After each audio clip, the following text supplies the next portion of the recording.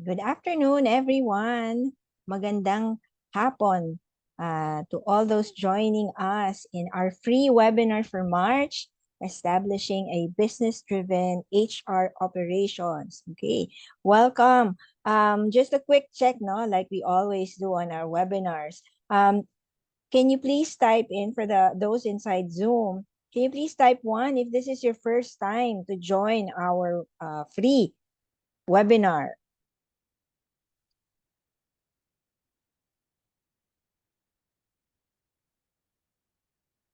Wow, mukhang medyo madami. Parang,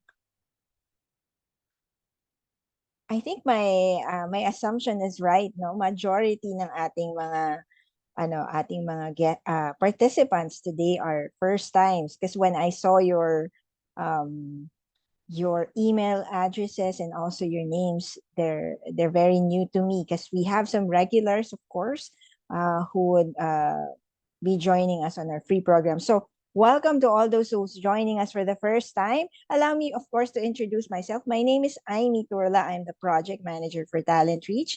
We are a human resource consulting company, and we started doing these webinars, free webinars, way back 2020 when the pandemic started. No, we also do paid programs, and also the video that was playing before we started.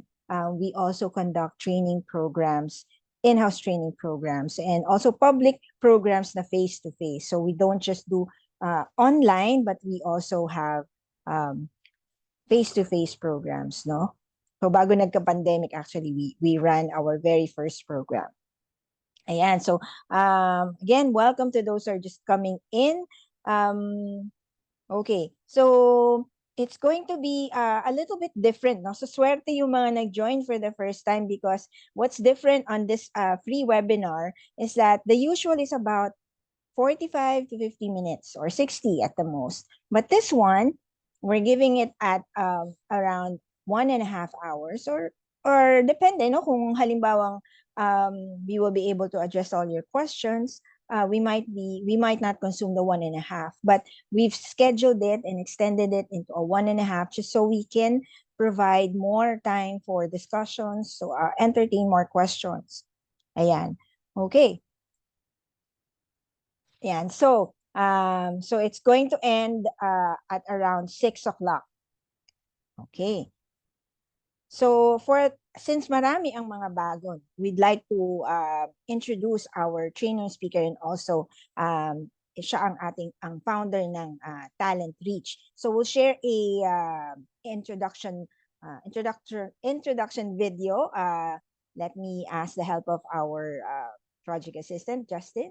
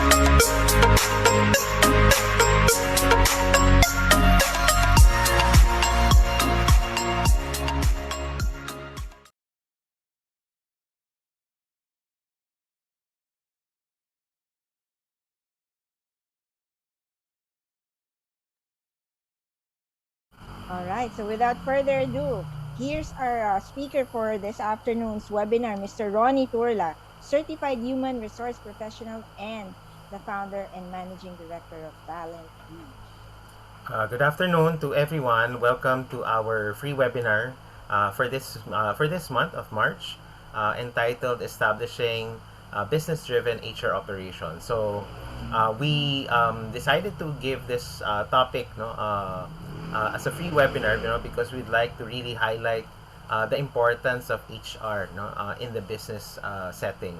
So for this afternoon, we're going to talk about what are the components, no? What are the responsibilities, what are the skill set, no, necessary, and of course, what would be the strategies that we can employ with regards to our HR operations. And later on, I hope that you can join us for our question and answer so that you can post, no, certain questions that you'd like to be answered in this webinar. And of course, please stay on for some of the announcements as well, because we are, of course, promoting as well our program on HR skills workshop. No? So we have an upcoming skills workshop. So Amy will announce that later during the Q&A portion. No? So we're going to talk about that later on.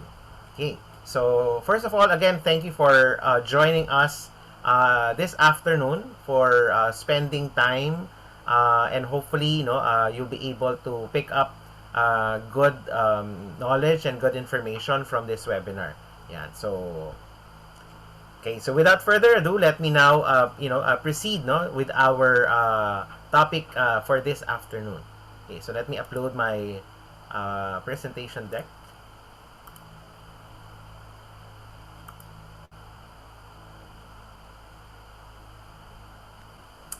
Okay, so again, the topic of our webinar for this afternoon would be establishing business-driven HR operations. Okay, so for this webinar, here are the main topics that we're going to touch on. Okay, first off, we're going to look at what is HR operations, how do we define it. Of course, we're going to set the background about what HR is all about, no? And then we're going to talk about what are the goals and tasks of HR operations, what are also the skill set necessary. So we'll have a quick survey later on. So please participate in the survey later on when we talk about the qualities and the skills of an HR operations manager. And of course, I'm also going to talk about how to set, no, the HR operations rhythm. When I say rhythm, no, what are the necessary things that we need to set up in our operation so that it's in tune with the business. No? And of course, we're going to answer questions like what are some examples of an HR strategy, and why is it important to have HR strategies in the first place. No? So all of this we're going to talk about in the span of at least an hour or so. No? So I've devoted at least 1 hour for our talk, and then after that, we'll also devote time for questions. No? So that's why we put in 1.5 hours, no, to allow us to be able to engage in some questions regarding the topic. Okay. Yeah. So let me start off, no, by looking at, no, the first topic or the first slide. No? When you look at the nature of human resource management, especially for those of us here, I'm assuming, no, that most of you are probably in HR. No? Can I check, no, with our participants in the room right now? No? Is there anyone here who is not yet into HR? No? Kasi sometimes, no, we get participants who are not yet in HR, no, but would like to get some information. No? So if you're that person, can you type in one if you are not yet in HR? Okay, so that means you don't have any background yet about HR. So this might be an introduction for you. Okay. Yun. Okay, I think in the chat box, Amy, we have some, right? Yeah, so far there's 3 who's Okay. Who is not in HR. yes, No? who's not in HR. Okay, so welcome to the HR world. For those who answered that. I will add myself because I'm not HR. Ayun. Okay, so now let's try to define briefly, no, what HR is all about. No, and again, HR here is designing of formal systems in an organization that will ensure, no, the effective and the efficient use of human talent to accomplish organizational goal. No? So this is a very good definition if you look at HR. No? So a lot of people, have misinterpretation about HR. Sabi nila, madali lang yung HR kasi just about people, no? But later on they find out that HR is a very diverse, no, field that it has different functions, different disciplines that we need to learn, no. So HR is a career. It's not just a job, I would say, because you have to really spend time being in HR so that you can really experience yung fulfillment and satisfaction. Okay? Now, that's HR. No? So, we talk about the effective and efficient use of human talent. No? Again, with the words effective and efficient, we always talk about that, especially when you talk about management. No? When you talk about management, yung effectiveness is talking about the outcome. No? So, in this case, no, the outcome of the business or the organization has to be achieved, no? And the only way that the organization can achieve its goals, no, would be through the use of people or talent in the organization. Okay, and that's where HR comes in. Okay, now an HR manager, in this case, is the one performing, no, the role. No? So that's why when you look at it, no, as an HR manager, every operating manager, in essence, could be an HR manager. Okay, an HR specialist in this case will design processes and systems that operating managers will help implement. Okay, that's why yung terminologies natin about HR manager, HR specialist, for example, HR staff, no, these are terms that we use to be able to address a particular position in HR. And also, it talks about the career, no, that you can establish in HR. In my case, for example, I started as a training assistant, no, and then eventually I jumped into the HR career, no. I became a senior HR manager for a retail company, and I had to take those steps because the responsibilities have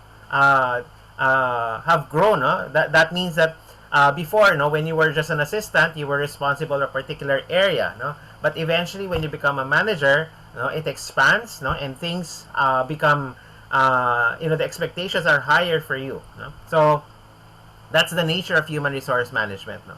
Now, here's an example of a typical division of HR responsibilities. No, one of the principles of HR that I always talk about, especially when I'm in front of HR students, is that HR should be a shared responsibility. HR is not just for HR persons. No? You need to be able to educate your line manager, your department head, that they have responsibilities for HR or human resources. So here's an example.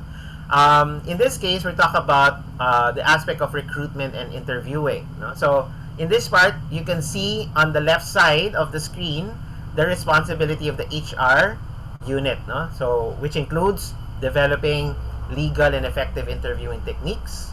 Okay, training managers in conducting selection interview.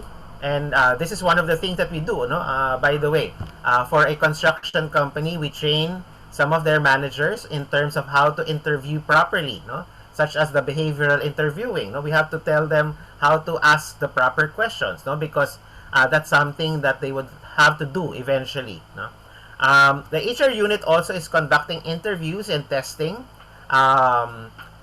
Normally, they send the top 3 applicants to the managers for final review. They also check references of applicants. And of course, they do final interviewing, no, for certain job classifications. On the other hand, when you look at the manager position, the responsibilities of HR for the managers would be to advise the HR department of the job openings. Okay, so that means the manager who's requesting for manpower has to be able to advise HR of the job openings that they have. Okay, so normally they do it through they have what they call the manpower or personnel or employee requisition form, no? And then from there they request, no, that there's a certain vacancy, and together with that they have to explain the requirements for the position. Okay, and then of course in terms of interviewing, they can decide whether to do their own final interviewing. Sometimes it could be a final interview, sometimes it could be a panel interview, no? So those are things that can be decided by the hiring manager, no? And then, of course, receive interview training from the HR department. So that's a good collaboration between HR and also the hiring manager. Also do the final interviewing and hiring where appropriate, no? And from here, you also review the reference information, no? Because remember, in terms of hiring people, there's that concept of diligent hiring. So when you say diligent hiring, as opposed to negligent hiring, diligent hiring means that you try to know as much as you can with the possible applicant that's going to become your employee. So that means that you have to, of course, conduct your interview, conduct your reference check, for example, and make sure that whoever that you're hiring for the position, no, would be suitable. No? The term is suitable for the position. Okay? And of course, part of the responsibility of HR or HR responsibility for the division or the department is to provide feedback, no, to the HR unit regarding the hiring and rejection decision. I remember during my time, no, whenever we conclude a set of interviews, for example, we normally have a post-mortem meeting with the department head. So that means that we talk to the hiring manager. If the hiring manager was able to hire for a specific position, then we're going to talk about it, no? Ano yung next steps. But then again, if based on the set applicants or interviewees, no, the hiring manager is not satisfied, then he or she can be able to request for further applicants. So again, it's very important that when you look at the responsibility of HR, particularly in this case, the aspect of recruitment, it is divided, no? So there has to be a set responsibility for HR. At the same time, you have to set the expectation for the managers and supervisors. What are their responsibilities? Okay? So this is just an example of the typical division of the HR responsibilities. Okay? Now, here are your typical HR activities that most of you are probably doing in your own specific departments. No? So, starting off with the activity of HR planning and analysis. No? So, why did I include it as the first part? No? Because a lot of things in HR, no? We could be branded as very reactive. What do I say by that? No, I remember a president, no, commented before, no, when I was the senior HR manager.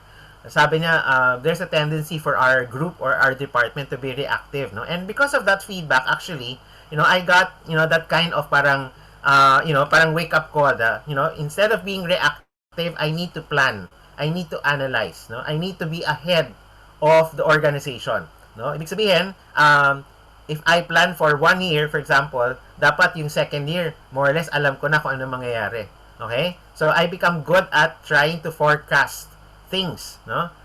When I'm in HR, no? Because sabi nga natin, things are going to come, no? Remember, it's just basically how you're going to respond. Not necessarily react, how you're going to respond to the situation. Okay? Another, no, this time yung equal employment opportunity, although it's not very established yet in the Philippines, no, although there is a semblance already of equal employment opportunity with our laws, for example, but that's another thing important for us, no, that we have to be able to provide employment opportunities, no, and I think that's one of the greatest things that I feel, no, was part of my role in HR, is that I'm able to give employment opportunities to people, not to strangers that I don't know, no, but because of their qualifications, because of their abilities and talents, no, they're able to get employed, and of course support their family, support themselves, no, and eventually create their careers, no. So that's one of the good things that you enjoy, or at least get the benefit of when you're in HR, no. Of course, that's the good side of it, no. But of course, there are challenges. No? Later on, we're going to talk about that. Now, another activity would be the staffing. Okay, for staffing, we talk about, of course, filling in manpower vacancies. No, making sure. No, when you talk about staffing, it's not just about the quantity. No, it's also about the quality. So when you hire people, it's not just making sure that you're able to hire the X number of employee needed by the company. As an HR practitioner for more than 2 decades, no, I've always wanted to be known to focus on quality. Because obviously that's your reputation, that's your legacy. So if you're in HR, you would want to hire very quality people. Okay? So that's your responsibility as an HR. Okay? So that's one activity in HR. Another one is HR development. No? So once you hire people, no, it doesn't stop there. As an HR, you need to be able to explore what are some development opportunities that can be given to them. What do I mean by that? No? When you develop people, for me, no, that's one of the, the calling, the leadership calling of HR, no? Because these people that you hire are there to be able to hone their skills, no? Obviously, they have the qualifications, they have the talents and all, but they still need development, no? And whatever potential that they have, no, they have to be given the opportunity to actually take on that role, no? And that's where HR comes in, no? You create procedures, systems, so that you can be able to develop your people. Okay, and again, I'm not just talking about the aspect of training people, no, because I feel honestly when you talk about development or training in the Philippine setting, unfortunately, you might have a different opinion, no, pero for me, kasi I see that a lot of organizations treat training or development as an event. I don't necessarily agree with that. No, because if you treat training or development as just an event, for example, for the employee, you lose out on the growth aspect. No, meaning is the person growing? No, an event just basically gives the person the chance to accumulate knowledge or learn new things, for example. But the application of the knowledge is more important than the event that they attend to. Okay, so that means that when you focus on employee development, it's not just hosting training, no? Most of the time si HR medyo minsan nagiging tayo na we become very topic oriented. No, ano bang i-conduct nating training or program for our employees, no? So we become very topical. So instead of becoming very topical, no, why not look at the needs of our employee? And when you look at the needs of the employee, that requires us to analyze. Okay? Because remember, people in the organization, they have a certain dynamics. Okay? That means you have to understand the human person. How does an employee learn? How does a manager teach? How does he coach, for example? So all of this, no, we are exposed in an organization. Okay? So that's part of HR development. Okay? Another activity for HR would be compensation and benefits. No? For most people who are really not that very extroverted, no? Or they would like to be with people. For some, they would like to be on the aspect of compensation and benefits, where you're responsible for computing, providing benefits, no, talking about what's the current salary of employees. No? So all of these are part of the HR activity. Okay.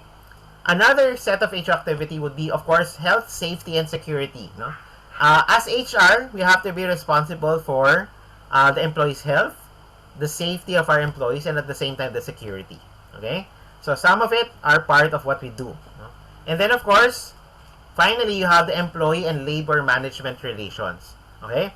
And this is an important part of the HR activity because, remember, no, as HR, we play the role of a middle management function. What do I mean by middle management function? We are the function in between the top management, normally the executives and the president of the company or the organization, and then of course below us are the employees. No, as HR, you are, by virtue of your position, you're given what we call the administrative authority. So what do I mean by administrative authority? A lot of HR forget about their authority. No, very powerful yung role ng HR in that case. Why? Because that means, no, that you have authority not to rule over employees, all the employees in the organization. Okay, especially if your role is HR manager, because that means, no, that you are responsible for all the employees of the company, including the top management. Okay, so in that case, you have that authority. You have to exercise that administrative authority as per your role. Okay? Now, again, when you look at the HR management activities, it's again broken down. Ayan. So, take a look at this chart, no, and you can see that there are a lot of HR activities that we can do. Okay, so again, for those who are new in HR, HR encompasses all of this. Okay, that's why if you're asked about anong ginagawa ng HR, ito yung ginagawa mo. Okay, para at least makita nila, okay, ang dami pala, marami pala akong pwedeng explore. No, that's why it's a career for me. No, I have to learn, no, because all of these things cannot be learned in one sitting, obviously. No, so it takes years, it takes time to be able to learn all of these things, and not just learn it, but to also master certain things. No, ayan. So that's why kailangan alam natin yan. So again, these are all the HR management activities that we are faced with. No? And of course, we are affected by our external environment, such as, of course, globalization, the environmental aspect that we're feeling. No, obviously the El Nino and the climate change, no, is affecting HR as well. Obviously, the cultural or the geographic factors, political, social, legal, economic, and of course technological. So all of these are external factors that affects us. Okay, now that is again the introduction about what HR is all about. No, now this time let's look at what is HR operations. No? Okay, so let me just check with our participants. Are we good so far? Can you give me a thumbs up sign if more or less you got a good introduction about what HR is all about? Ayan. Ayan. So hopefully, no, it gives you that feeling, yun pala si HR. Okay. There. Okay. Now, let's take a look at what is HR operations. Okay. For HR operations, this is a subfield within human resource field that focuses on departmental workflows, procedural details, and general HR functions. No?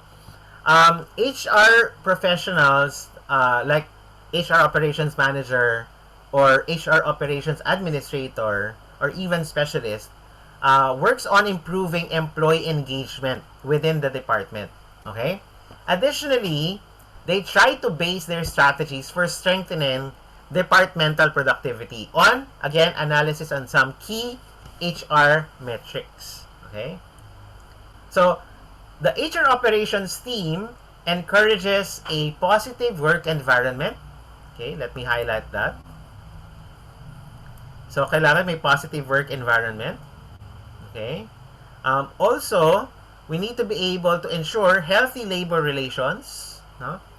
Therefore, HR professionals in the team need to have the administrative experience and good knowledge of human resource management. Okay? So, when you're in HR operations, dapat alam mo na yung HR management. More or less, I've given you the intro to it. No?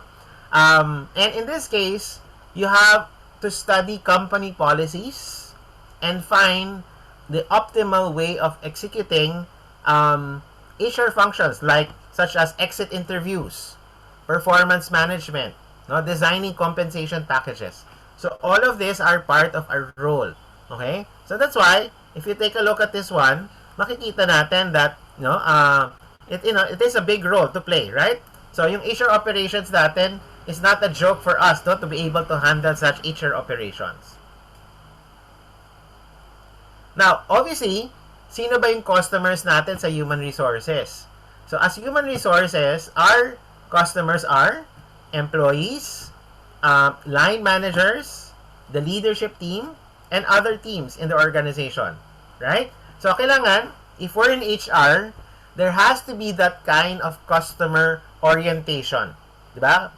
Kasi remember, in terms of customer service, as they say, no, meron tayong tinatawag na internal and external customers, right? In this case, as HR, our internal customers are our employees. Okay? So, they are the stakeholders na we need to focus on. Okay? So, kailangan intindihin natin yun that as HR operations, meron tayong customers. So, our key internal customers of HR managers would be our employees. Okay? Now, in this case, no, ito yung mga sinasabi nating mga responsibilities ng HR Operations Manager. But before I discuss this, no, let me stop here first, no, and I'd like us to take on, no, a quick survey. So we have prepared a quick survey. This is available in the chat box. Ayan, so I'd like to request Justine to put the link in our chat box so that our participants can participate. Ayan. So in the chat box, you can click the link to participate in the survey for the interaction. So may mga questions, may 2 survey questions tayo regarding the topic that we're discussing right now. So I'd like the participants to answer. Ayan. So we're going to flash the results of the survey. So for this survey, you are to rate yourself in the following skill set of an HR operations manager. Okay? So let's try to assess ourselves. Okay, starting with number 1. Okay, so meron tayong rating scale dyan, no? So kindly answer the survey by clicking on your level of proficiency. Okay? So from 1 to 5 yan. Okay. So this is the first skill set for the HR Operations Manager. There. Okay, good. So thank you for participating. There. Okay, so I guess we have a mix of answer for this one. There.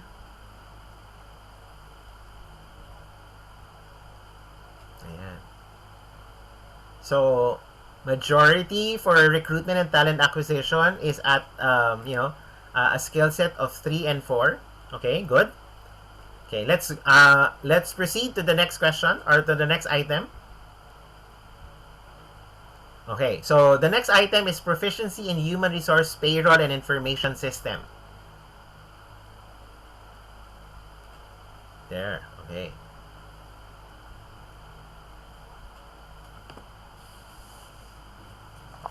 Okay, so again, for the participants, you can join the survey and answer, no, based on your proficiency for the HR operations manager skill set.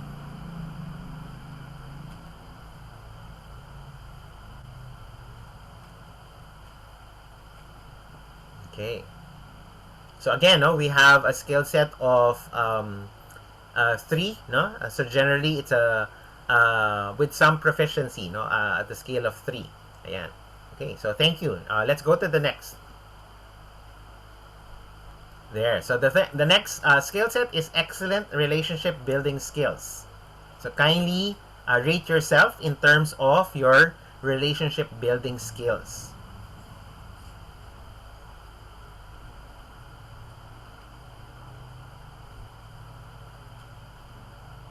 Yeah. So again, if we look at it, no, when you take a look at this particular, especially for this particular skill, no, yung excellent relationship building skills. So a lot of us, for example, we forget na because of the work that we do, no, that we have to build, no, good relationship with our people. So kailangan meron tayo niyan, no. So we need to be able to establish trust, no, confidence with our people. And at the same time, we need to be able to handle conflicts, no. Yung relationship building natin, na-improve yan kapag we're able to settle things, no, with people that don't agree with us, for example. Because remember, as an expectation, expect mo as HR, people will disagree with you, no? But it's important na even if people disagree with you, you're still building good relationship with them. Okay? So, ganun talaga in organizations. Not all people will be agreeable with you. Okay? Okay, let's go to the next skill set. Ayan. Next one is familiarity with the labor laws. So, kindly assess yourself in terms of your proficiency. Ayan. Okay, so ayan. May mga sumagot ng 2 or 3, no? Ayan. So, ayan. Again, no, a reminder for all of us, if you're in HR operations, definitely familiarity with labor laws. Again, we're saying here familiarity and not expertise, no? Because we cannot, as HR, we cannot claim that we are the expert in the labor laws, no? Kasi baka magalit yung ating mga experts in the labor code in this case, no? That's why we turn to them, but definitely HR should be responsible for it, no? kumbaga meron tayong, we can turn to our experts, our lawyers who are more knowledgeable about this particular field. So in this case, kailangan lang natin maging familiar with it so that we can help the company prevent yung mga labor suits, yung mga labor cases. No? Okay, next item. Strong grip over all HR operations and procedures. Ayan. So, can you rate yourself in terms of your skill set? Ayan. So, some of us are more or less at 4 in terms of the HR operations and procedure. There. So, meron na grade ng 4, about 11 of them. Ayan, good. Thank you for participating. So, again, all of this, no, the items that we have shared in the survey are the important skill set for the HR operations manager. No? So, if you're gunning for the HR operations manager, those skill set that we have mentioned are the important skill set that you need to be developed. Okay? So, if you are gunning for that position or if you're in that position, I would recommend na focus on that. Okay? So, mag-focus ka doon so that you can really become effective in your role. Okay? We have a next question, by the way. Okay, for the next survey question, I'd like you to rate yourself in the following qualities of the HR operations manager. Okay? So, be as honest as you can with these qualities. Let's go for the first one. So, the first quality of an HR operations manager is organization. How organized are you? Okay? Can you type in your answers? So some people are very organized. I know some of them are very well. I know some of friends of mine are very good at this. Okay? This is probably my average skill. Okay? If you ask me, this is my area for development. Ayan. Okay. So organization is one quality, no, that is important for an HR operations manager. Okay. So for this one, we have a score of 13, no, for somewhat agree there. Okay, good. Let's go to the next quality. The next quality is problem solving quality. Okay? So kindly rate yourself if you agree or disagree if you have that quality. Ayan. So problem solving is important because if you're in the management function, that's definitely a requirement, no? Because you have to be good at solving problems, no? Ayan. Okay, good. So, most of our participants answered, no? Somewhat agree. There. Okay, good. The third one is communication. Okay. This is an important quality. So, go ahead, rate yourself.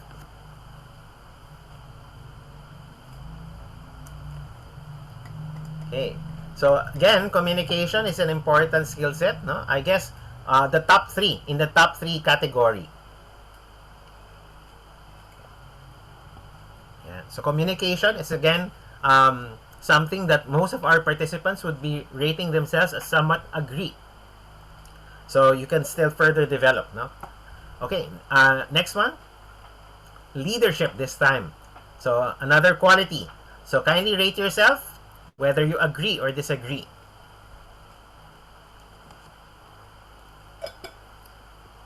Again, for the aspect of leadership in HR, leadership is really trying to think more about the other people. No? So when it comes to leadership in HR, we have to be able to be concerned about about the people's welfare, their concerns, their issues, for example, so that we can lead them. Okay. So again, for most of us, the scores, most of us scored at 15, no, for somewhat agree, no, and some also agreed, no, that this is their best quality. Okay, next one.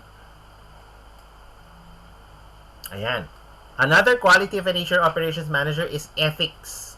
Okay, can you rate yourself in terms of your ethics? Ayan. And by the way, no, just some heads up, no, in the upcoming webinars of HR, we're going to talk about that, no? So wait for that free webinar. We're going to talk about ethics in the field of HR. Ayan. So maraming mga examples and studies about it that we will be sharing with you. Okay, good. Thank you for again, no, participating. And the last one is expertise. Okay? So, kindly rate yourself in terms of your expertise in HR. Ayan. Okay. There. Okay. So, again, I think that sums up no our all of the questions for the quality. So thank you again no for participating in this quick survey question. So I hope you got some idea of what are the qualities necessary for an HR operations manager. So let me now continue no. Okay. So we were talking about earlier no on the aspect of the responsibilities of HR operations manager. Okay, so let's start discussing some of the important responsibilities. No, we start with the company policies. So implementing company policies is one of the primary responsibility no of the HR operations manager is to implement yung company policies. It's very significant na every organization has to set its own rules and regulations. No, I don't encourage you to just copy and paste. You have to know the context of the organization. You have to know what is important for the organization. Now, more than knowing and setting the company policies, it's important to implement those policies. It's really crucial. Kasi remember, for you to build credibility in the organization, you have to be seen that you are implementing company policies. Okay? So, as an HR operations manager, we have the responsibility of implementing such policies. Okay? Now, the second responsibility here is supervising the recruitment and employee onboarding programs. Okay? So, the human resource department handles all HR processes such as recruiting, onboarding, and as well as offboarding. So, the HR operations manager plays a vital role in the implementation of these operations. Okay? So, they assist in looking for suitable candidates for a role. They clarify what is the requirement for the position. They fill out or filter out no, unsuitable applications as well as arrange interviews for applicants. Now, once the recruitment ends, the next task is to do onboarding. No? So, the task of onboarding includes drafting contracts, getting them to sign off by the hired individual, negotiation of salaries and benefits packages, no? And also handling all other paperworks that comes with hiring the person. Okay? So the HR operations manager oversees all of these processes and ensure efficiency throughout the workflow. So again, it's very important that when you supervise the recruitment and employee onboarding programs, dapat meron tayong workflow.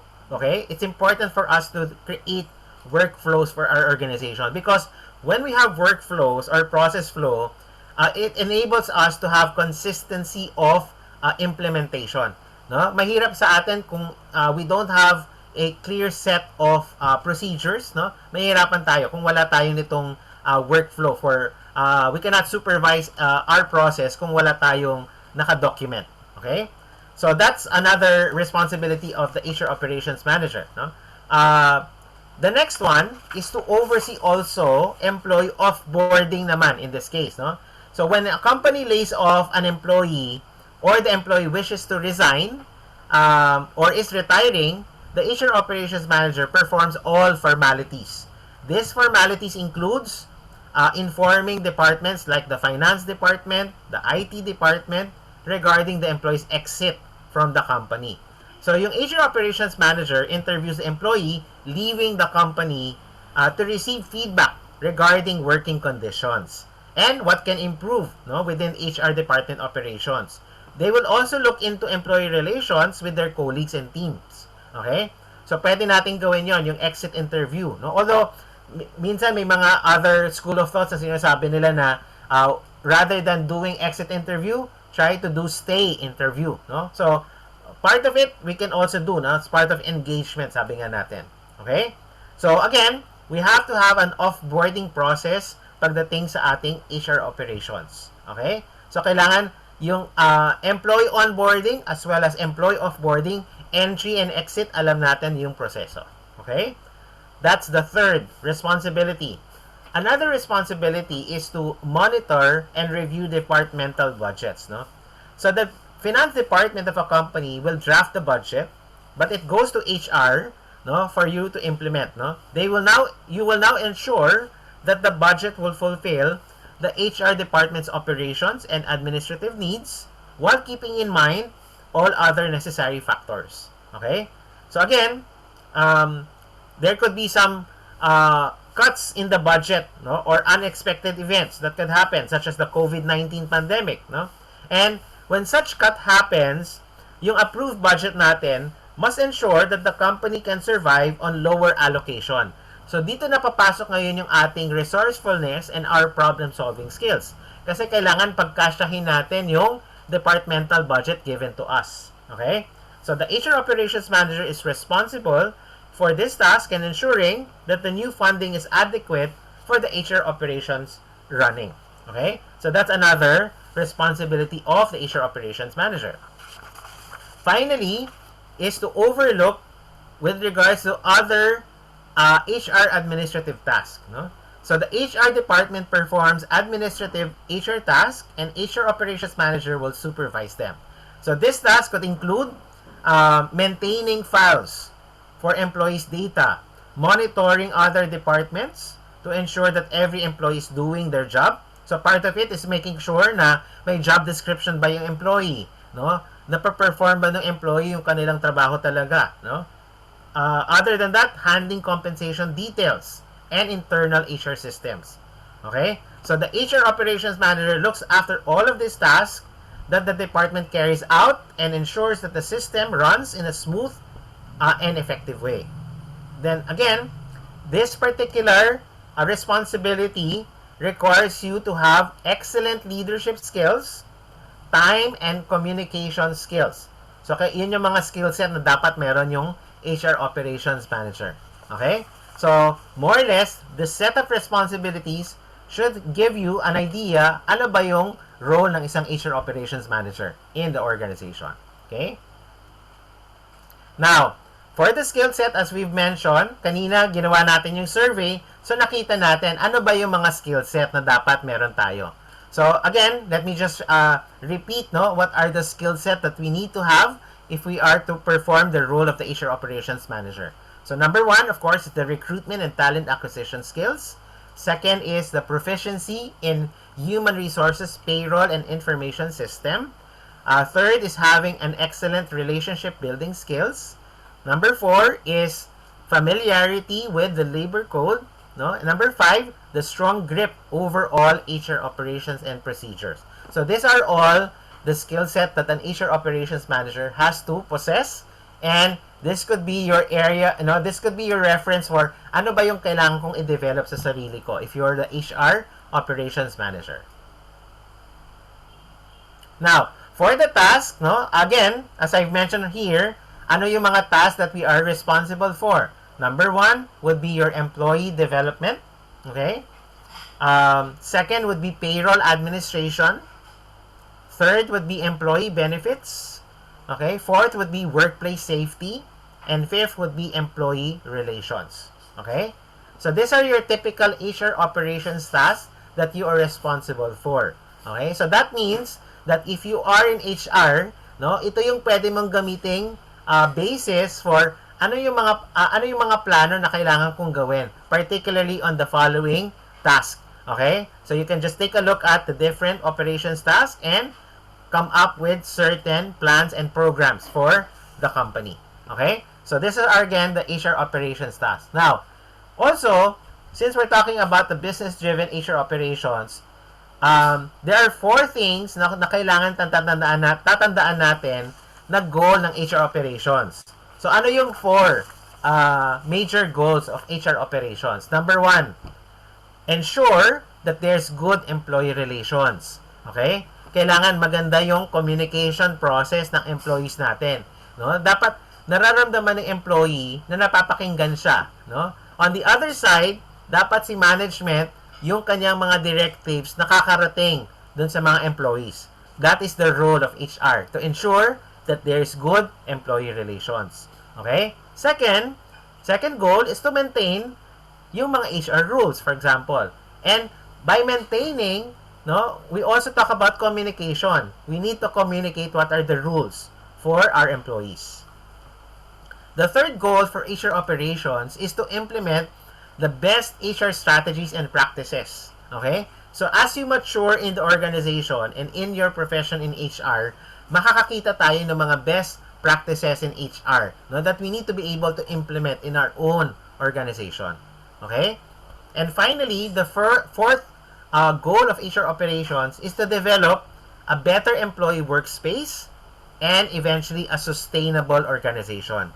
So remember, di ba, although in most cases, HR is treated to be a cost center by businesses, kailangan we also need to focus on sustainability. Okay? Kailangan marunong din tayo to become resourceful, no, to practice frugality, no, na hindi lahat ng resources mabibigay sa atin, no? And in this case, ang focus natin should be to have a good employee workspace. Okay? And that's something na we need to really prepare for. Kailangan i-rally natin yan with management na dapat maganda yung ating workspace for our employees, no? Because that's one of the goals of HR operations. Okay? So those are again the goals of HR operations. Now, since we're talking about making or establishing a business-driven HR operations, no? Here are 4 ways that I'd like to share with you that we can have a purpose-driven HR practices. Okay? Starting off with number 1, no? As in HR, the first way that I'd like you to remember is to understand the big picture. Okay? Many organizations, they work or operate in silos or yung kumbaga parang kanya-kanya, no? To accomplish departmental goals, no? To support company objectives, no? Without, again, providing managers and employees with the understanding of the big picture. So, as an HR, you are expected by your CEO na dapat naiintindihan mo ano yung bigger picture. Okay? So, in this case, kailangan HR should not operate in a vacuum. Dapat alam niya ano ba yung mga kailangan kong i-hire. You know, if the company needs good and quality employees, where do I need to source people? Okay? Pagdating sa mga issues regarding retention, issues about engagement, dapat alam natin yon. That's part of understanding the bigger picture. We cannot deny na, hindi ko problema yan kasi problema ng ibang managers yan. Remember, you need to understand the bigger picture. No? For you to take on a leadership role, you need to understand the big picture of the organization. Okay? So that's the first way. Second is to embrace strategic thinking. Okay? Once HR leaders know what the company's long-term goals are, one of the biggest steps that you can take is to be able to create a plan towards having a purpose-driven HR practice. Okay? So that means, no, we need to embrace that way of looking at strategic thinking. No? So, paano natin pwedeng gawin yun? No? So, when you want to embrace strategic thinking, kailangan tingnan mo ano-ano yung mga major things that really affects your business. For example, how does turnover affect the business decision of the organization? No, obviously sa atin, we are the ones hiring. Pero hindi lang naman tayo responsible for hiring. If people don't stay, so obviously, no, from the business perspective, that becomes a cost for the company. So you need to be able to hire again, train again, and all of this has certain expenses, no? So if we put in the strategic thinking hat, no, we have to find a way to be able to address, no, the company spending too much, no, on turnover, no? How do we focus on that? Then we need to focus on employee retention. That's one way to embrace strategic thinking, because your contribution as HR operations is to make sure that the people that you've hired are becoming productive, no? They're able to contribute to the objectives of the company, and of course on the personal level, dapat meron silang development na experience sa company. That is strategic thinking. Okay? So that means na when we look at our HR practices, are we embracing strategic thinking in our practices? Sometimes we can be very operational in what we do, but remember, we are required to embrace strategic thinking. Okay? So that's the second HR practice. The third one is to ensure alignment. No? So remember, when HR leaders pursue the purpose-driven HR practices, they take deliberate actions to ensure alignment across HR initiatives. What do I mean by that? No? When you're in HR, no, i-avoid mo yung para kang chop suey. Okay, what do I mean by that? Diba? Kasi minsan chop suey tayo kasi no, we do a lot of things, for example, pero hindi natin nakikita ano yung alignment. No? Remember, one of the competencies of an HR professional is integration.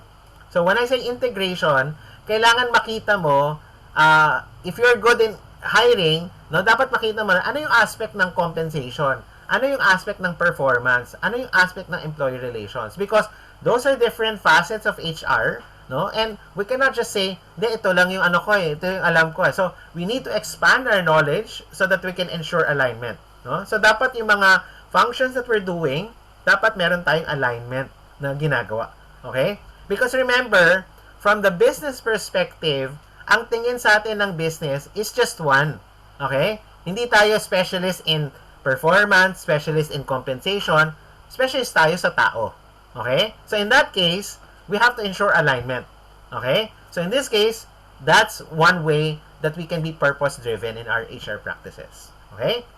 And finally, the fourth one is to establish measurement criteria. Okay?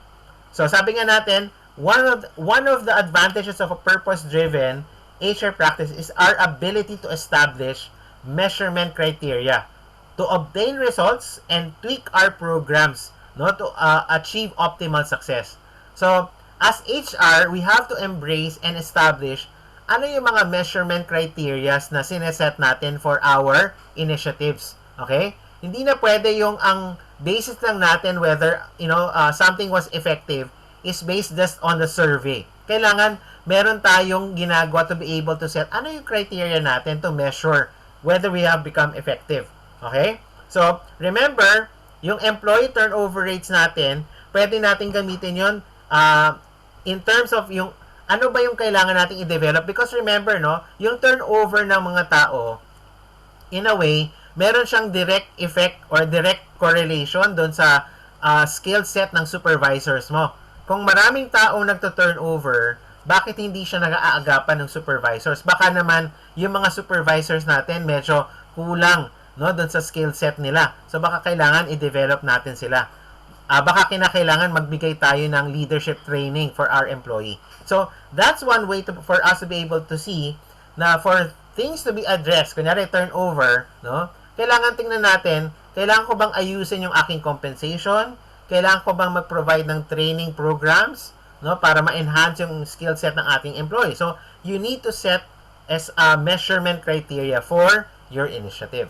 So, wag lang tayong basta gumagawa ng mga HR activities or HR initiatives. Kailangan meron tayong purpose for doing so. Okay? And these 4 ways, no, will help you to become purpose-driven in terms of your HR practices. Okay? So, I hope, no, you will remember the following 4 ways in terms of having a purpose-driven HR practices. Now, when you talk about HR strategy, no, to come up with an HR strategy, here are some questions, no, that you need to ask the company, no, or at least tingnan mo maigi. If you want to again align with your business, here are questions that you need to be able to ask your company. Number 1, ano ba yung mission, vision, and values ng company? No, para makapag-create ako ng HR strategy ko. Okay? So that's 1. Number 2, ano ba yung plano ng company in the next 5 or 10 years? Right? So you need to ask this question. Kasi otherwise, parang paano tayo mag-create ng strategy kung hindi natin alam anong plano ng business or the organization. Okay? Number 3, why do we seek this this plan? And by when? No? Yung timing is very important for HR strategy kasi the timing that we implement our strategy, yun yung magiging basis bakit magiging effective yung strategy natin kasi it's a timely strategy that we have implemented. Okay? Number 4 question would be, what are the current challenges of the organization? Ano yung na-experience ng company? No? Ano yung mga current problems nyo? Number 5, what are the internal and external factors impacting upon the business? Okay? So, yung number 5 and number 6, no? What are the strengths? No? In short, yung number 5 and number 6 means that you have to do a SWOT analysis of the company. So, if you are to create an HR strategy, kailangan mong gumawa ng SWOT analysis for your employees. Or for your company as well. Okay? So, these are the key components of your HR strategy if you are to establish a business-driven HR operations. Okay? So, again, take a look at the following questions and try to ask the organization ano tong mga answers to these questions. Okay? Now, remember, an effective HR strategy will consider the following things. No? Number 1, ano yung mga HR initiatives natin and programs? Ano rin yung ating mga services and technology, no, na we're capable of. Nowadays, kailangan gumamit na tayo ng technology. We have to embrace technology here. No? Hindi na pwedeng lahat mano-mano tayo. Okay? So that's one thing to consider. No? Another is you will have to consider your key performance indicator. No? So, kailangan meron kayong mga tinatawag na HR reports na dapat pinipresent natin sa business. Kasi kailangan makita nila yung mga key performance indicator natin. Okay? And also, another thing to consider for your HR strategy is yung employee life cycle and employee experience ng ating employees natin. Okay? So, ibig sabihin, yung ating mga employee, dumadaan sila sa different life cycle. No? And hopefully, people are getting retained in their position. So, ito yung mga kailangan natin i-consider pagdating sa ating effective HR strategy. Okay? So, kapag nag-create tayo ng HR strategy for the business, kailangan i-consider natin itong 4 na bagay na ito. Now, finally, no, let me again share with you to establish your HR operations rhythm na tinatawag, we need to focus on delivering what are the business critical initiatives and HR agenda. Okay?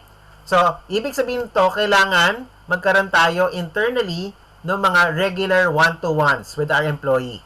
Okay? Kailangan mag-set tayo ng mga functional meetings with our direct reports. Okay? Mag-set ka rin ng mga management meetings regarding your plans. Okay? Posible rin yung mga HR projects, kailangan magkaroon kayo ng mga regular schedules of meetings. No? It's also important on the business level to have regular meetings with an HR business partner or even your business line managers. Kailangan mag-create ka nun ng communication channel with them. If need be, have a monthly HR leader. No? One practice that I've seen very effective is mag-identify ka ng mga tinatawag nating HR champions. Ano ibig sabihin ng HR champion? Ibig sabihin, sa bawat department, mag-identify ka ng HR person na nagsasabi sa'yo kung ano yung mga needs nila.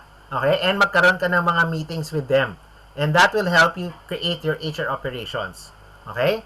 And then, also, you might want to create quarterly company updates. Okay? So, those would establish ano yung mga nangyari within the first quarter. So, like in this case, no? Naka 1 quarter na tayo. Ano nangyari? Okay? So, mas maganda na mag-update tayo with our business, with our executives, no? And, of course, makakatulong din na we also create a calendar, no? One of the best practices that I've seen, no, over my years of experience in HR is to have your calendar. Okay? So, paano natin pwedeng gawin yung calendar? I would suggest to have a whole year, 1 year, no, operating rhythm for employees, no? Mag-create ka rin ng mga corporate culture or employee branding tool, no, na pinapakita mo sa mga employees, yung mga experiences, no, events ng company, no, i-sum up mo yon and then put it in a platform, no, share it with your employees for them to feel okay. Di ba, remember, no, one of the reasons why people will stay is that sense of belonging. No? So when people feel na I belong to this company, nakikita nila yung mga pictures, yung mga photos and videos, for example, no, it evokes, no, that kind of motivation. Okay? So makakatulong sa atin yun because nowadays employer branding is so important for us right now. So these are, again, what I would suggest for you, no, to set up for your organization para maging mas business-driven tayo. Okay? So again, here are the most successful operating rhythm: weekly or semi-weekly one-to-one meetings, weekly functional catch-up meeting, weekly meetings of HR managers, um, detailed monthly functional meetings, no? Monthly strategic or quarterly to review the progress of your strategic plan. Or pwede ka rin mag-create ng mga monthly or quarterly HR dashboards and scorecard. So makakatulong yan para magkaroon ka ng magandang HR operations, no? And of course, as I've said, create, no, an example of an HR calendar. Ito, no, a visual calendar wherein nandito na yung mga key HR processes mo for employees para pag nirelease mo yung HR calendar, no, mai-impress yung mga tao mo, ito pala yung mga kailangan nating gagawin, no, as employee. By this time, ito yung aking April bonus payout, no, by May salary review, by June meron tayong learning month, something like that, no. So this is an example of what you can do, no, to create your HR operations. Okay? So I would encourage you to create your own so that you can communicate this to your employees. And by doing so, no, definitely you will be able to establish a business-driven HR operations. Okay? So I hope, no, yung mga examples that I've given you, no, plus some of the important points that I've shared with you are things, no, that you will try to remember, no? And again, itong handout, no, itong presentation that I've shared with you, you can access this, no, after the webinar. Okay? So at this point, I will now end yung aking presentation and usher for our question and answer. Okay? So to start off our question and answer, no, here are preset questions na nilagay natin. Okay. So, ayan. Amy, can you help us lead through the question and answer? Ayan. Okay, thank you. Before I share the questions, no, thank you everyone for staying. Yeah, so the first question that would like to ask is, you can raise a hand, by the way, no, if you would like to answer. So the first question is, what skills will make you a competent HR operations manager? Ayan. So anyone who can answer this, you can share your answer. Kanina sinabi na natin 'yon. We have discussed that earlier. This would be easy, no? So you just have to think of your position, no? If you are an HR operations manager. Yeah. Or you can also choose from any of the questions. No? The three questions are, what are some lesser known details about the role of the HR operations manager? And the third question is, why do companies hire an HR operations manager? So by the way, hindi lahat may HR operations manager. So there are some companies who would really require having an HR operations manager. Okay. Do we have any volunteers, or should I try and call? Yeah, go ahead. Sige, let's try to engage with our participants. Yes. So that if they have any comments or questions, no. So again, this is the time for you to give your comments or insights, or even if you have questions regarding the topic that we have discussed. Yeah. Okay. Anyone here who's currently an HR operations manager? Well, not necessarily operations manager, could be an HR manager, or it could be a supervisor, but then you took some notes earlier. Yeah. So again, thank you for those staying with us. So siguro ang question natin, ano yung takeaway natin from this one? Yan. So merong sumagot, no? Thank you for you also have the option of typing it in the chat box, no? For Aggie, skills, big picture thinker, discrete, disciplined, systematic. Yeah, and then good. From Tritech Reverse, great communication and people management skills. Yeah, thank you very much for those sharing their answers. Yeah.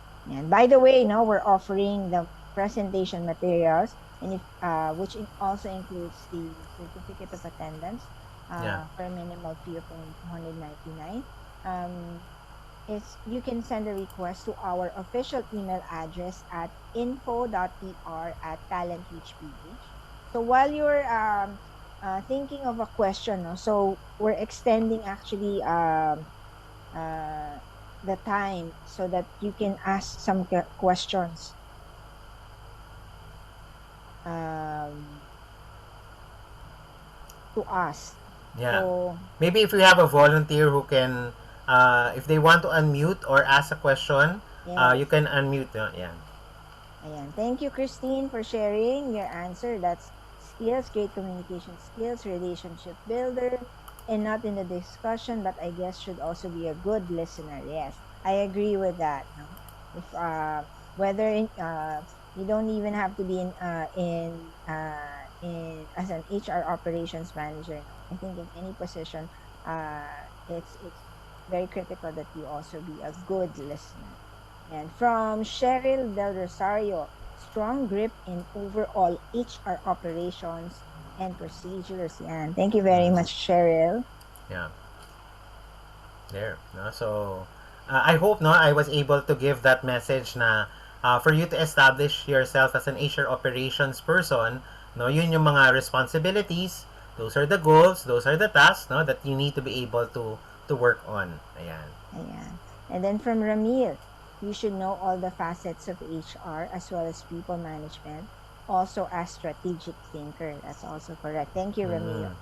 And again, let me just point that out, no? Yung mga skill set that we have, it's not necessary that all of the skill set have to be in place altogether. No? It's something developmental for you. No? So as you mature in your role, no? So let's say you are right now a staff or a supervisor.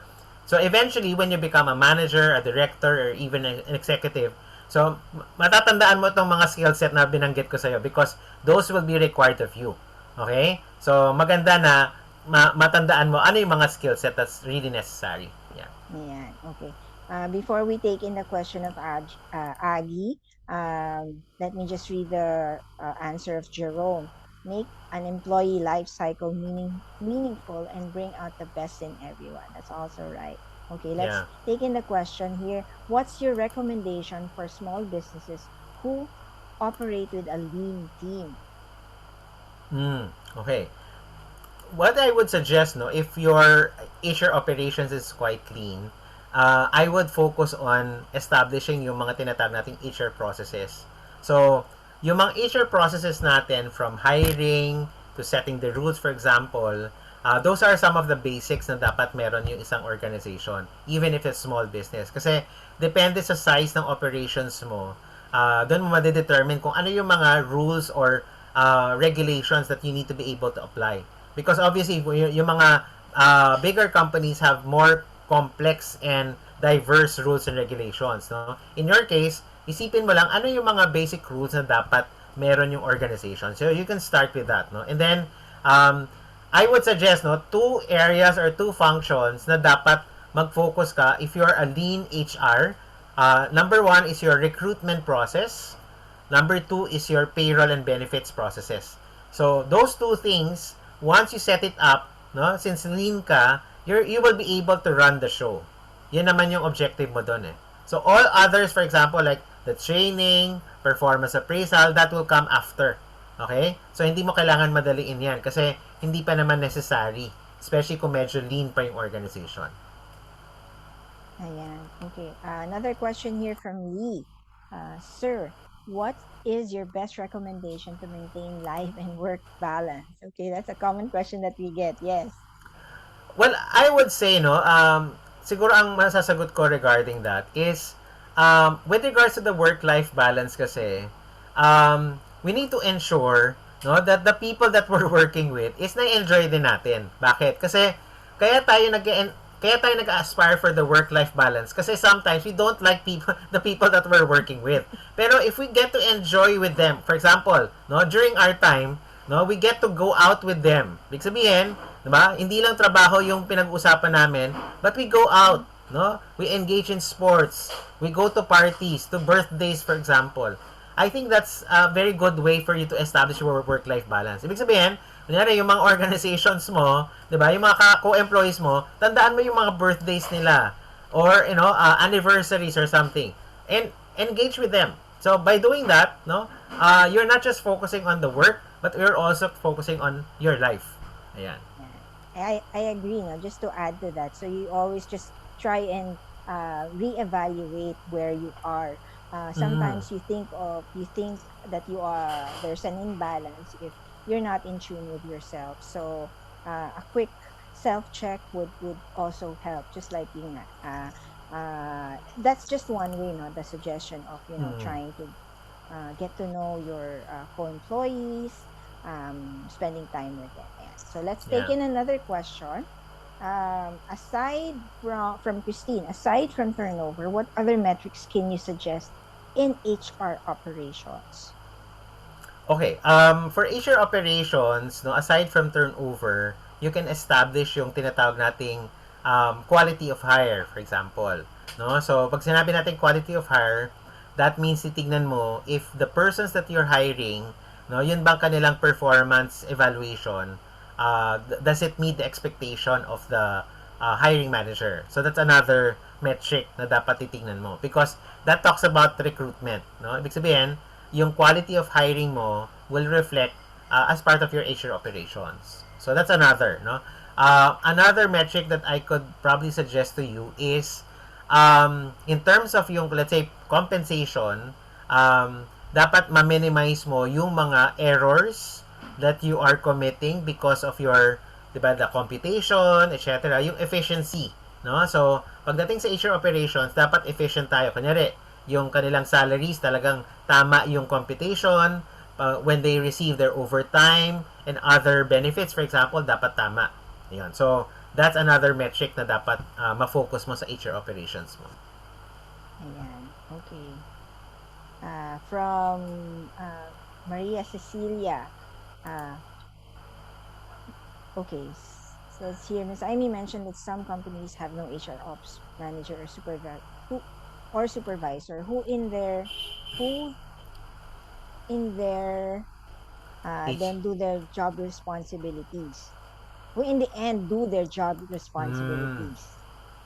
Well, as we've said, nowadays kasi, when it comes to the role of HR, hindi na natin pwedeng i-delegate lang yung role na ito to somebody that doesn't really have that experience. Kasi Mm. by experience, makikita natin that there's a lot of things that the person has to learn. No? Mm. So, although there are different people in other fields that can actually fit in, pero they still need to be trained. No? So, in this case, kailangan talagang mag-assign ng dedicated person na merong at least no HR the basic understanding muna ng HR management. Dapat alam niya 'yon. Kasi there are a lot of people that I know are assigned to HR pero hindi nila alam kung ano yung HR. Kumbaga parang akala nila events to, akala nila payroll to, akala nila hiring lang siya. So it's a whole aspect, it's a whole field kung titingnan natin. Okay? So it's both exciting but at the same time may responsibility tayo to be learning, no, yung ano yung HR.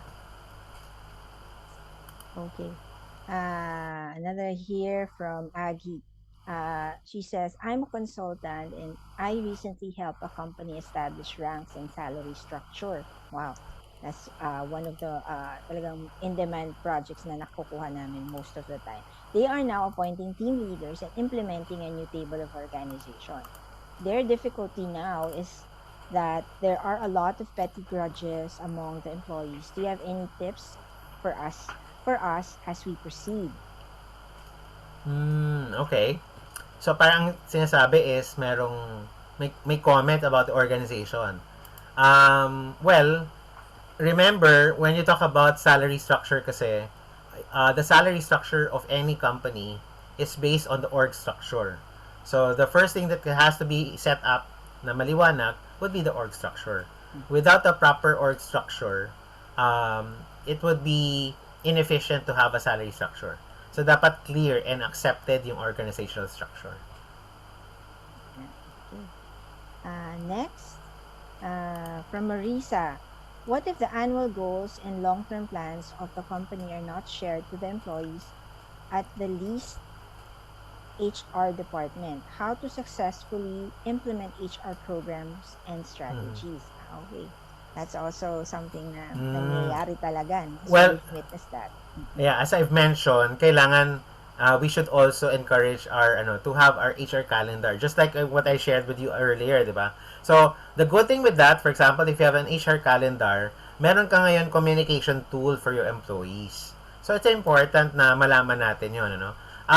Siguro yung annual goals and long-term plans, it will take time for let's say the business or the executives to trust HR, no? So kaya kailangan para pagkatiwalaan ka ng mga long-term plans ng organization, dapat magandang HR operations mo. Ayan. Okay? Yun yung masasuggest ko sa question na yun.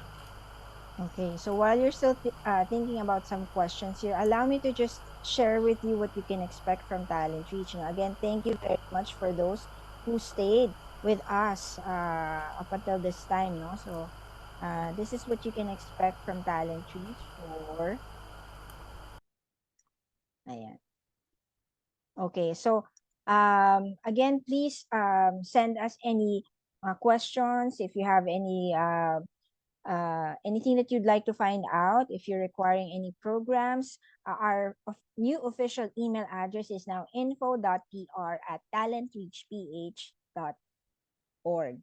Okay, and then we're inviting, if you're HR managers, if you have some staff whom you would like to be trained, or if you yourself would like to be refreshed, no, in HR, this is the program that we've designed specifically for HR assistants and associates. So we've moved the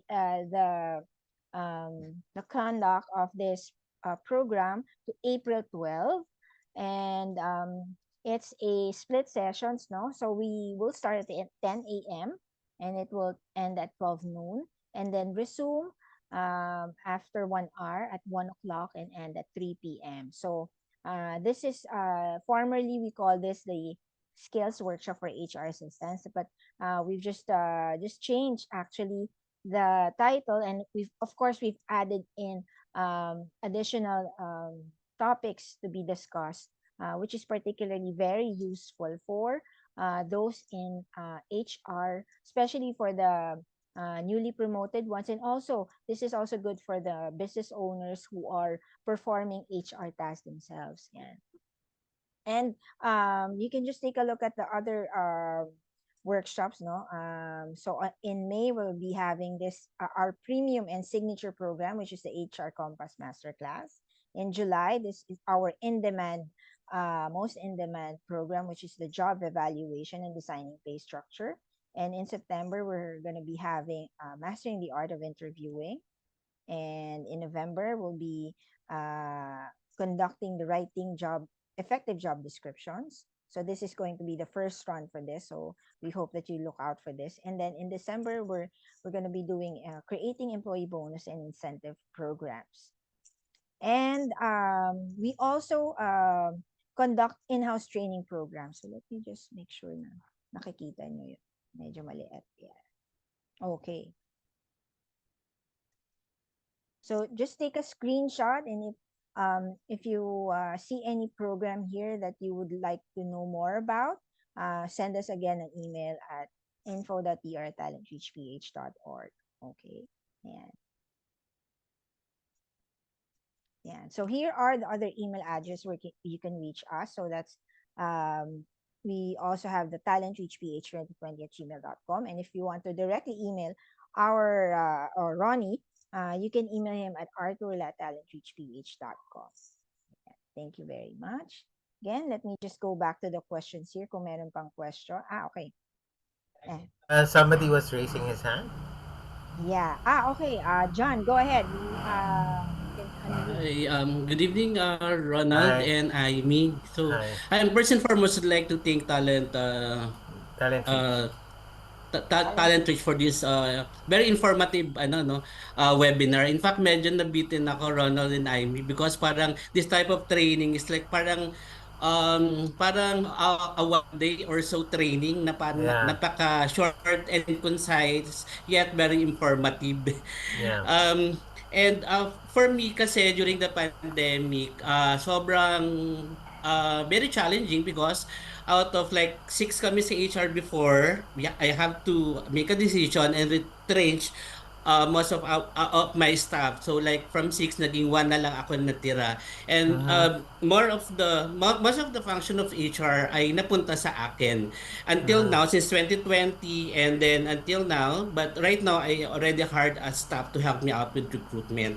Now, main challenge of the employers right now, kasi especially us na medyo maliit lang yung organization, is that yung Mm-hmm. budget natin or there are lots of budget constraint. Now, Yeah. going to the project strategies and all that na mga, initiative ng HR, can you siguro, my question is, parang I'd like to ask or suggest, Chons, Mm. on how can we parang get the buy-in of the management on, hey management, this project initiatives of HR is really needed for us to be able to move forward coming from the pandemic and now back to normal na tayo. Can you give us some, at least recommendation or suggestion for us to get their support and buy-in that these things are really important for the business to move forward and likewise to develop then yung team natin. Yeah. Well, siguro though, thank you, John, for your comments are very very welcome to us, no, and we appreciate, no, you sharing that experience, no, and siguro to answer your question, the way I will try to get the buy-in from management, especially with regards to department. Let's say you have department budgets, for example. One way to do this is to be able to, one is to research with your employees. Ano ba yung, what will matter to them? Okay? Kasi most of the time, HR will come up with programs na sarili nating thinking or ideas, for example. So, when you come up with programs and initiatives, two things. One, back it up with data. No? So, when I say back it up with data, take a look at the demographics of your people. Kunyari, tingnan mo, ano yung age range ng mga employees mo, male and female ba sila, taga-saan ba sila, for example, would they actually enjoy this type of program about safety, about welfare, for example, or if we do, let's say, a company event na it's about communication, no? So, how will it benefit, no, the employees, for example? So you can start with that, no? Look at the data, try to survey with employees, no?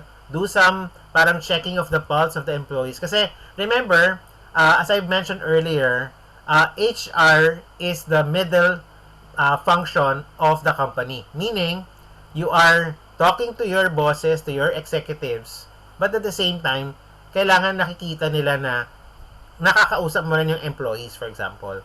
You need to gather those input from the employees. So, for you to do that, kailangan mag-schedule ka ng mga meetings, no? One-on-ones with them or group discussions with employees, no? And then, tsaka mo siya also caution you to present programs na parang yung chap-chap or chapsuy. Okay? Kailangan pag-isipan mo saan magko-connect lahat yung mga initiatives mo. So, hindi siya pwedeng lang, parang part by part. Kailangan may holistic focus para dun sa initiatives mo. So, I hope I was able to help you with that. Yeah. That's a good advice, Ronald, no? And Miss Amy, thank you. Thank you very much Yeah. for sharing us Okay. your question. Ayan. So, again, we are inviting you and your colleagues, no, if you're interested to find out more about our upcoming workshop. So we've moved it. Originally, it was supposed to be on March 22, but we're moving it to April 12. So it's going to be the same time.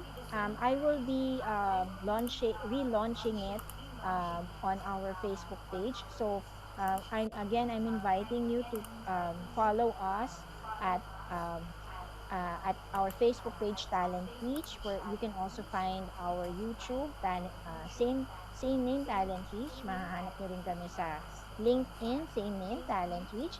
And of course, for your feedback, we would really appreciate your comments, your suggestions as well.